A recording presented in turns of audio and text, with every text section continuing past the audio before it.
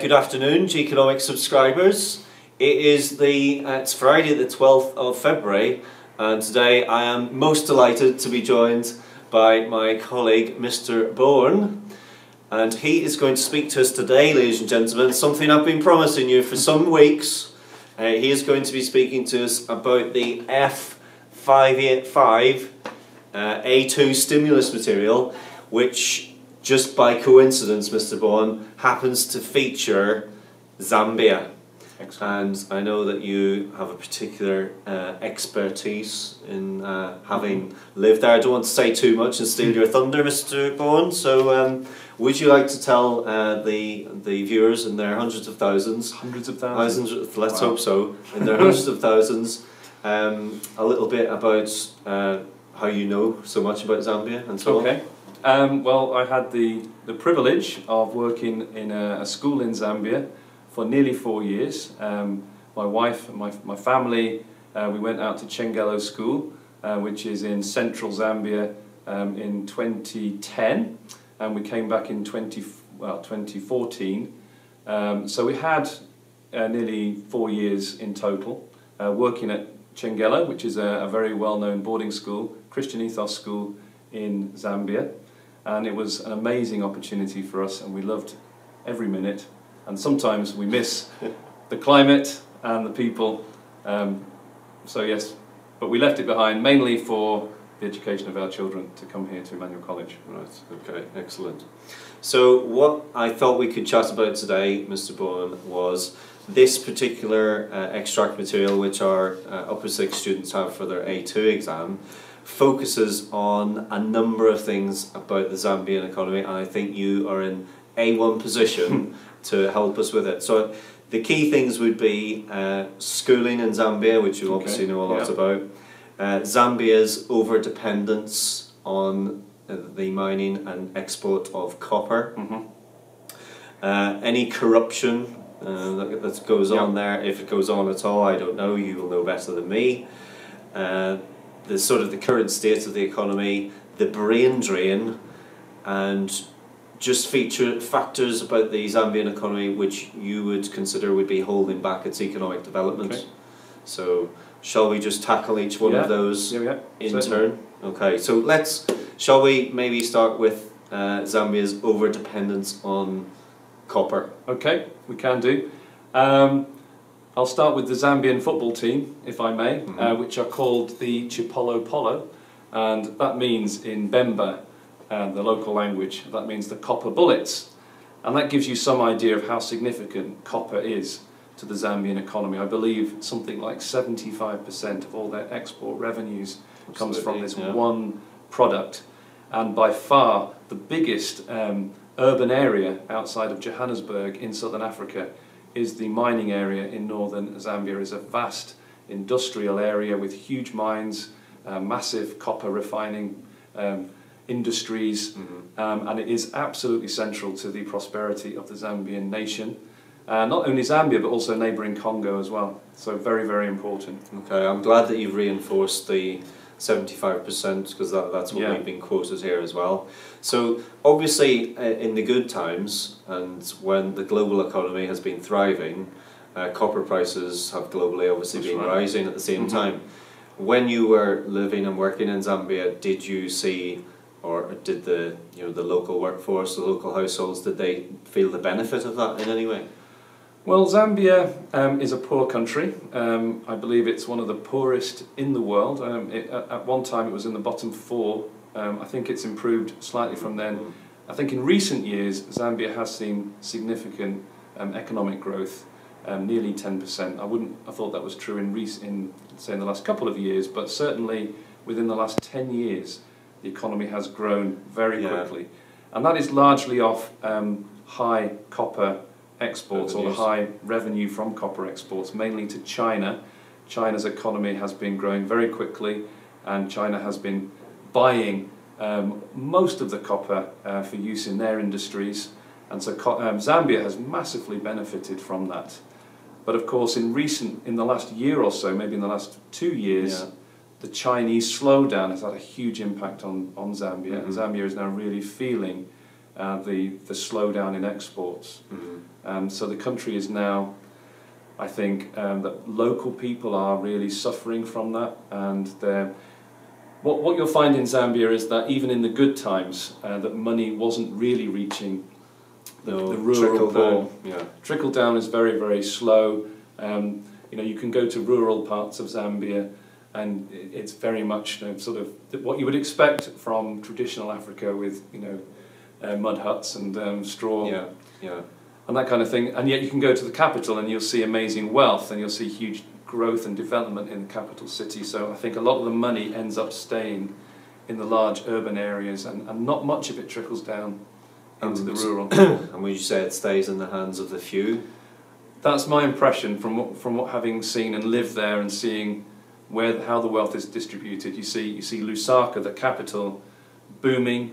You see skyscrapers. You see shopping malls. You see nice hotels. You see massive new executive housing complexes being built.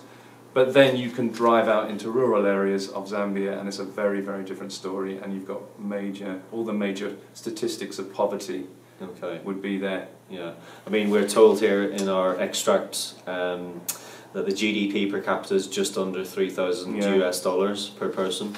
Well, I think, and that is given the massive imbalance. So exactly, yeah. So if you go to the rural areas, it's going to be far, far below that. In many of the rural areas, I think people can expect to earn $1 a day. So we're looking at $360 would be a typical income per annum. Per annum. And what sort of lifestyle could you have for that? Well, would you be living in poverty? You're living in poverty. In many ways, though, there are good elements to the lifestyle, because Zambian community is very strong. It is one of the happiest countries in the world. If you go into the villages, and you'll be warmly greeted by people there. There's strong community, there's strong family. So all of those things are very, very positive for Zambia. But in terms of what people can afford, it's very, very limited. I think the biggest and most difficult thing for Zambian families is affording education for their children. Many people are very, very frustrated by the fact that they can't afford to send their kids to a good school, and they get very frustrated because they see that reinforces the cycle of poverty. Right. And they see that their children can't have opportunities which they would love them to have. Of course. And actually, we're quoted in our extract material some statistics and some data about schooling in Zambia. So the expectation is that students in Zambia, just like in the UK, would start at 5 and leave at 18. But would you say that that's not the experience? Yeah, for a lot of rural children, they might go to primary school, but there's an enormous pressure on children in Zambia to help on the farm at home, and many parents do keep their children off school, and I think some parents feel that schools aren't very good anyway, and the children would be far better at home working on the farm, providing an income for the family. The additional problem is that there are many AIDS orphans in Zambia. I think the AIDS rate is something like 20%, so there are hundreds of thousands of children that don't have their biological parents, and they go and live with other members of the family, and they do get exploited, and that's very sad. Those children don't get the opportunities in education that they could do. So children, I think, would enjoy primary school, but then really many children from that point on don't go to secondary school. And you also mentioned about the fact that families don't have enough money, so do they actually have to pay to send their kids to school? There are state schools, and they are subsidised by the government, but still rural people have to make a contribution to education, and if they can't pay, they don't get the education, and that's a huge problem as well. And would families, the sort of family size, how many kids would the average family have? People have large families. Yeah. There's many factors. One is poverty itself, and there's a high infant mortality rate, so many children die. Yeah.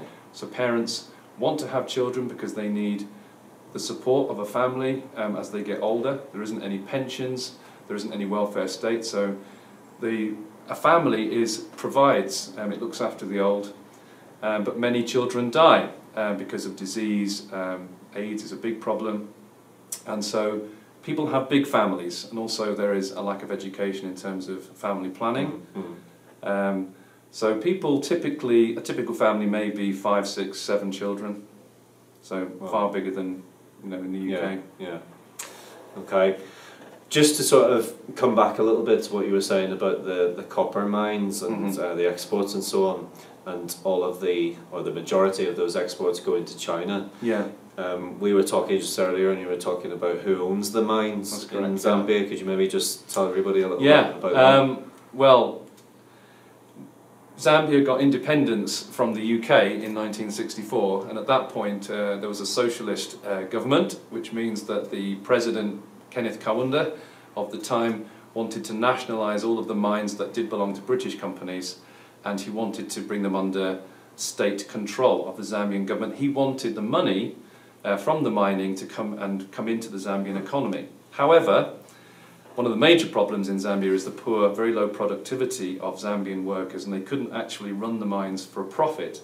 So in the end, I think in the 80s at some point, the Zambian government decided to sell off all of the mines to private companies, many of which are Chinese. So the Chinese operate the mines, they bring their own workers in from China, so that creates problems with employment. Local people find it hard to get jobs, and then all of the money, obviously then I think there are problems with tax revenue, so the Chinese companies don't always pay the full amount of tax that they should. Yeah. And the way they get around that is that they build infrastructure for the country, which is a good thing, but it would be far more beneficial for the Zambian country if all of these foreign companies paid the full amount of tax that they should. And there are some British companies that do play that same game as well, I should add. British Sugar, shame on you British Sugar, doesn't pay its full rate of tax either, so it's a huge problem for the country, and particularly with mining, because they're not getting the full tax. The copper is exported to China, where the companies come from, and I think there are all sorts of problems there that the all country, the profits are flowing out. Profits are Nothing's going out. really going into the Zambian economy. All the workers being displaced by Chinese workers. That's right. So what is in it for the Zambian economy? What is apart in it? from the export revenue, I guess. There is some tax revenue. Yeah. And they do gain in terms of infrastructure, so the Chinese construction companies build the roads, build the railways. They've just built a massive new national stadium in Lusaka, and they are renewing lots of the sort of infrastructure in the capital city, Lusaka. But it doesn't compensate for the lack of tax revenue that they should pay. Yes.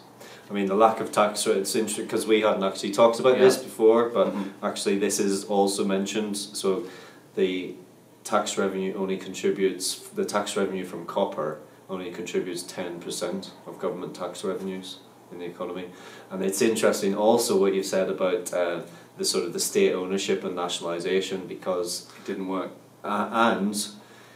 However, because the private companies are extracting all of this tax revenue and keeping most of it for themselves, they are now thinking about renationalisation to try and stem that flow and to keep more of the profits or more of the revenues in the economy. But the problem they're going to have to find or solve is they're going to have to make Zambian workers a lot more productive, and this is something that South Africa has struggled with. And you may remember a few years ago there were massive strikes in South Africa, and the government came in very, very heavily to stop those strikes, and I think 50 miners were killed in the rioting that took place. But it is a huge problem. How do we get African workers to be as productive as other workers in the rest of the world? Especially when poverty, no money for education, don't stay in education past primary years, so difficult. Another key problem with tax revenue is that the actual number of people in there's 13 million people in Zambia. Only about 200,000 people can pay tax. Most people don't pay tax because they can't pay tax. They simply do not earn enough money. So there's coming into the country. There's the tax base is very, very low. And probably the mechanisms for collecting it are not there either. Right. It's a poor, like a sort of I don't know what the right word is, but the sort of the infrastructure in terms of, taxing and all the backroom admin sort of thing. That's right. Yeah. Right. Okay. Very interesting, Mr. Bourn, very interesting. What about then, because we've been reading, in the sixth form, we've been reading a book by Joseph Stiglitz. It's all about making globalization work, but one of the key comments that he makes in that book is about multinational companies. He refers to them as being footloose. So in the good times, they're happy to locate in a country like Zambia, but when commodity prices, as we're seeing with oil and copper and so on, when they start to drop, they just immediately pull out. Would that be a similar scenario in Zambia? I think what we've seen recently is some very, very large mining companies have laid off thousands of workers. So I think recently, I can't remember which company it is, Anglo-American possibly, laid off 50,000 miners globally. That's going to impact Zambia. It's going to impact South Africa. You must remember that the economy that stimulates the whole of Southern Africa is South Africa. So without South Africa, Zambia doesn't thrive, and all of those countries in that region suffer. So they're all linked together. Which is, it's one of the big disadvantages of globalisation in that respect as well. Yeah. Would Amy Calvert Sorry about please these come to timelines, ladies and reception? gentlemen. You'd be Amy used to these by Calvert. now, I'm sure.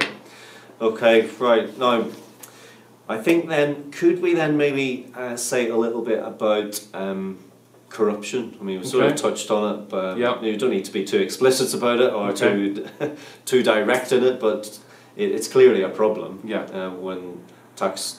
the enormous export revenues, yet the tax revenue is so minimal. That's right.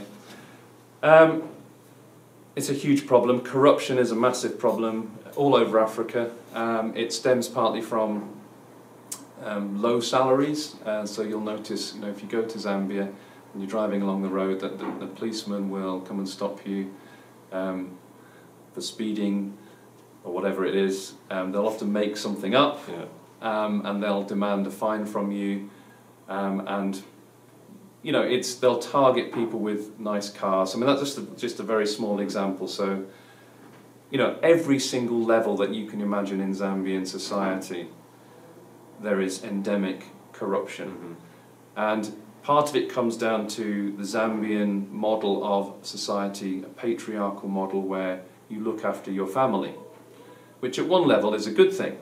On another level, though, if somebody in the family gets a position of responsibility, they see it as their duty to recruit other people in their family circle, maybe from the same tribe, to bring them in and give them positions of responsibility so they can look after their families.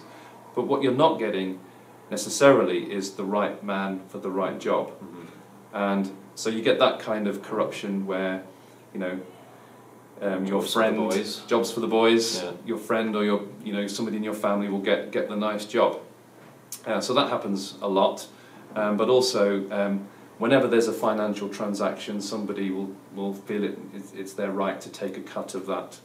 And so often with aid is the classic example. The UK spends millions and millions of pounds in aid, but you can ask yourself the question, how much of that actually reaches the people who need it in the rural areas, and it's probably in reality quite a small fraction trickles down. Yeah, and just actually on that point of aid, because we've also been looking at not only aid going into the country from foreign governments, but also migrants from the country who've come to the UK or US or wherever, and then they're working hard and obviously sending remittances back into the economy. Does that make up a big support system? It does.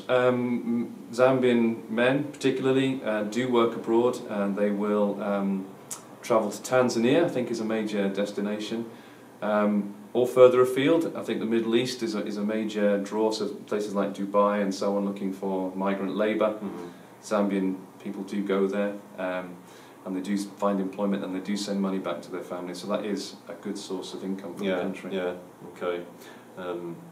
Because actually, in relative terms, the remittances that goes into these developing nations from migrants is much greater and much more stable actually than anything that governments are sending. I can believe that. Yeah. And I think it's worth saying at the moment that we've said a lot of negative things about Zambia. It's an amazing country, and I wouldn't want people to watch this and think that it's some kind of basket case, and you know, it's a country that's on the edge of. That's my fault because I'm just directing the questions in terms of what's on this case study. It is a country with huge potential, and I think that potential was beginning to be realised in the 1960s, when there was more stability in the global economy. There is absolutely huge potential in terms of agriculture, tourism, mining, energy production, all of these things. Zambia could actually be a very, very wealthy country.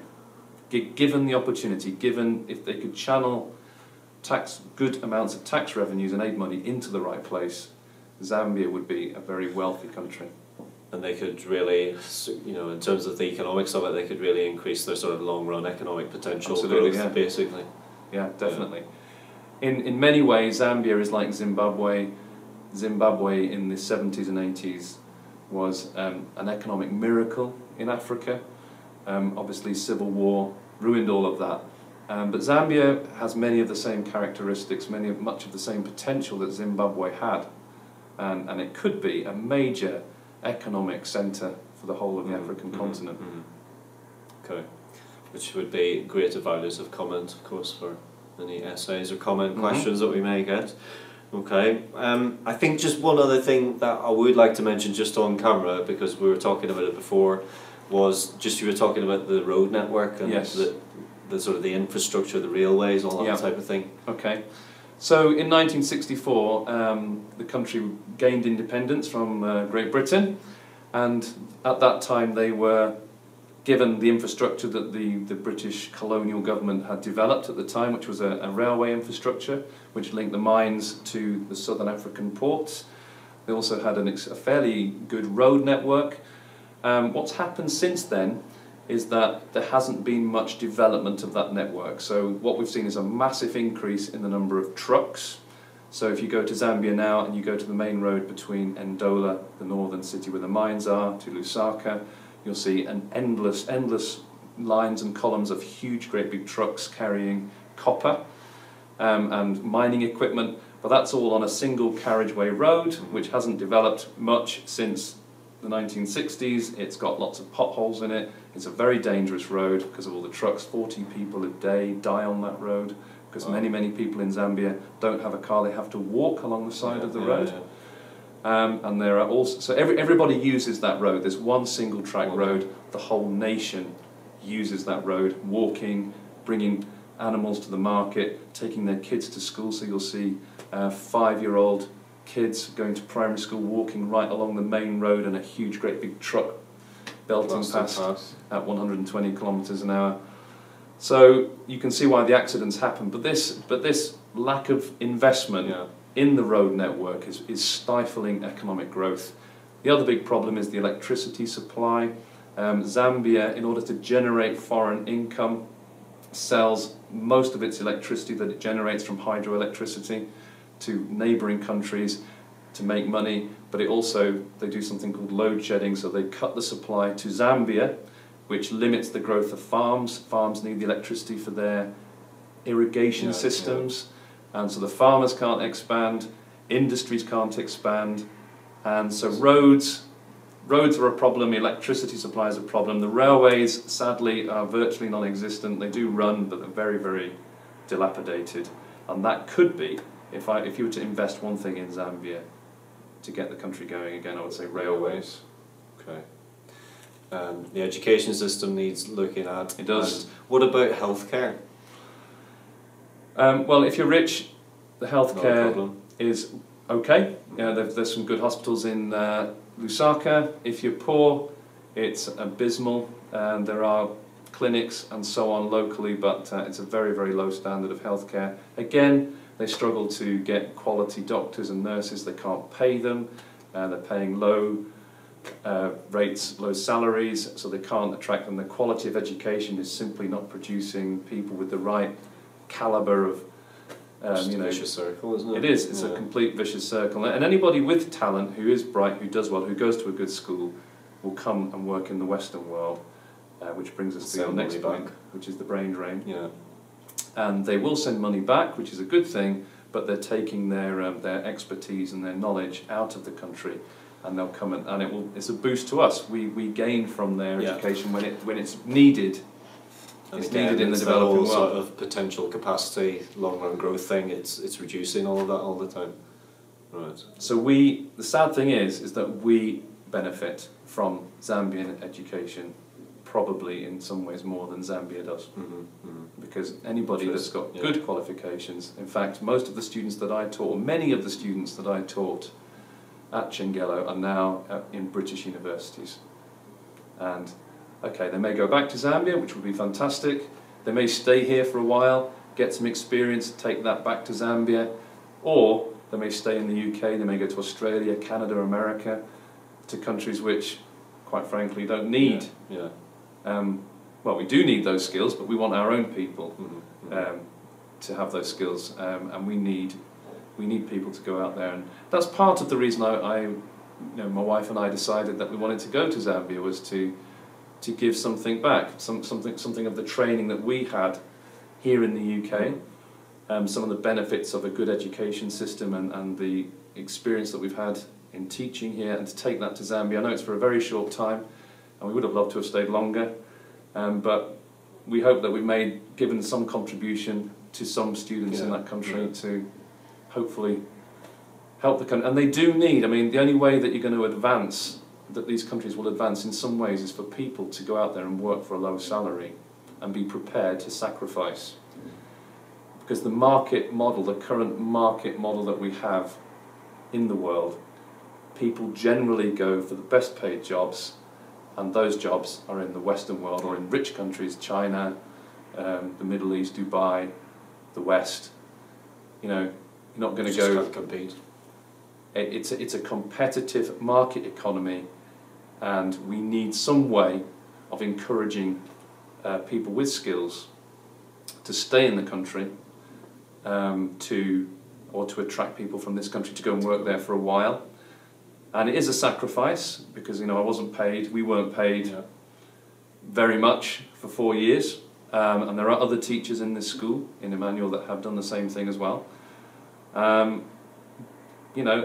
we need more of that to happen. We need more of that to go on, and because how else does a country like Zambia ever have a chance to come develop and begin to stand on its own 2 feet and give its citizens the opportunity to thrive that we enjoy. Right. Okay, well, thank you very much. I just want to end by thanking you very much, Mr Bourn, for your time this afternoon. Thank you, Mr Clark. I think this will be really, really useful for all of the students who are studying the OCR F585 pre-release for this summer.